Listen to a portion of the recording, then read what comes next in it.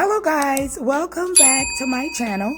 Thanks for joining me, and in this video I will be sharing with you, I'm back in the kitchen and I want to share with you the recipe to one of my favorite snacks, which is red pepper hummus, and I make it homemade. I've been doing this recipe for maybe 8 to 10 years.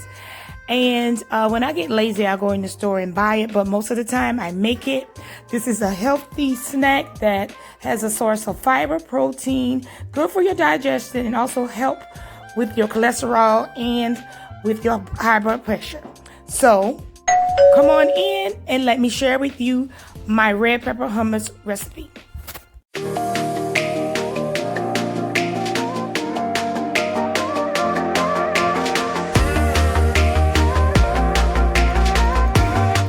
Now with your chickpeas or your garbanzo beans, you can either use your canned beans, which most of the time I use those, but I have done this recipe a few times with the dry beans, and I would just put them in my crock pot or my Instant Pot and do it pretty much the same thing. But in this recipe, I'm showing you with the can. And the next ingredient would be tahini.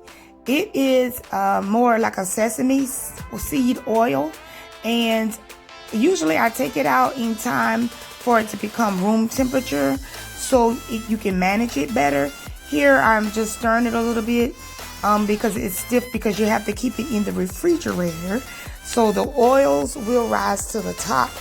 But to stir it up, this is what I'm doing here, so all of the contents of it will mix better once I put it into the recipe.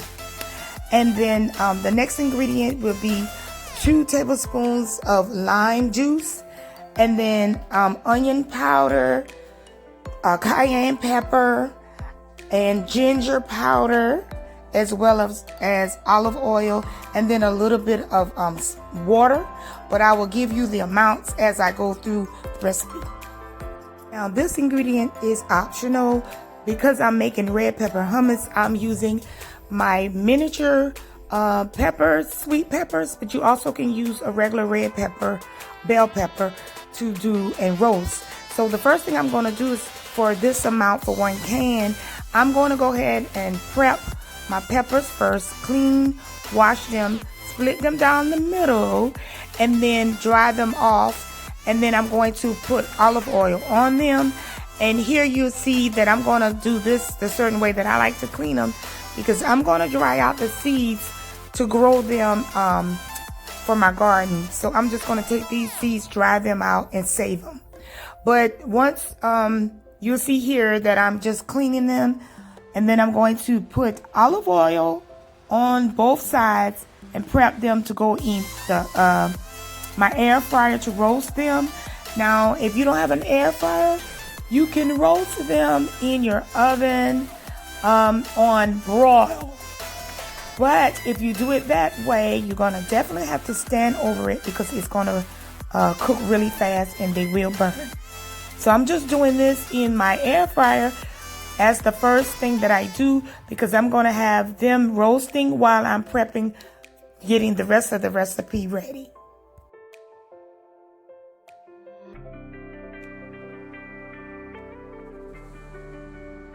Now my next step is to open my can of beans and drain and wash the beans. And you'll see as I do this, this is optional, but I like to take the skin or the hull off of them. You don't have to, but I've been doing this recipe for so long. Every time I didn't do it, the texture, I don't like the way it is and how the hummus come out. But it's not something that you have to do, but for me, I just don't like it. Even when you use the dry beans, they still have the hull on there, and I usually take it off. But the good thing about the dry beans, when you cook them, they usually come off when you cook, if you cook them long enough. But with the can, I just take my time and take them off.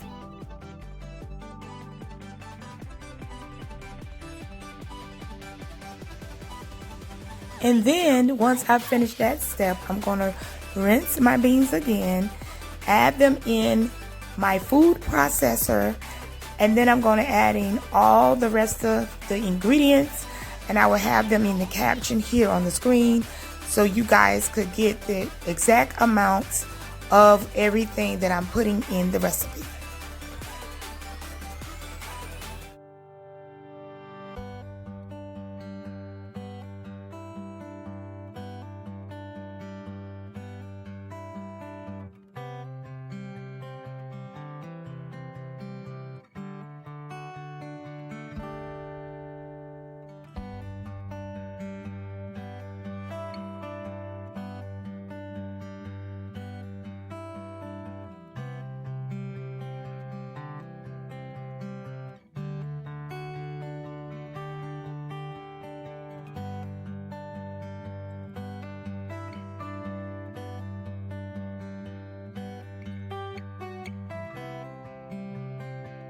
Now guys, this is one of the main reasons why I usually make my own hummus and don't regularly buy it out of the store, because I can control the amount of salt that I put in and the type of salt that I put in here. If you're a person that loves pepper or you want more of the pepper, then you can add more. If you want more salt, you can add more. And once I start blending, I may need to add in a little more water. Depends on how it comes out. As you can see here, it looks a little stiff, so I'm going to add just a little bit of water. It all depends. You just have to add as you go to loosen it up.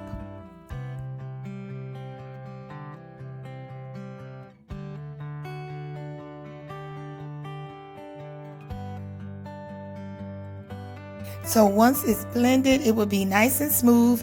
As you can see here how smooth it is came out. And then I'm going to add in the roasted peppers, and I'm just going to remove the skin off of it and then chop them up really fine and blend that as well. If this is an option, if you don't like the roasted peppers, you can always add in avocados for avocado flavor. Or you can add in roasted garlic, and you can roast your garlic and do the same thing and just add it in there, and it gives you a different flavor. But my favorite flavor is the roasted peppers.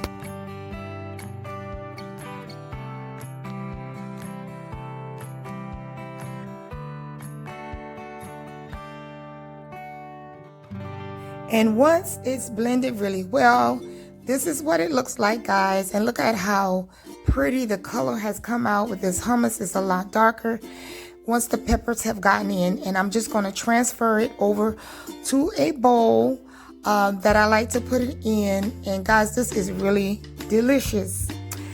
And as I said earlier, you can use it for a dip with crackers. You can use it with vegetables or any type of chips. So that's it for this video, guys. Give it a thumbs up, subscribe to my channel so you can get future notifications on all the rest of my videos. Thanks for watching, guys. Have a wonderful and blessed day. Bye-bye.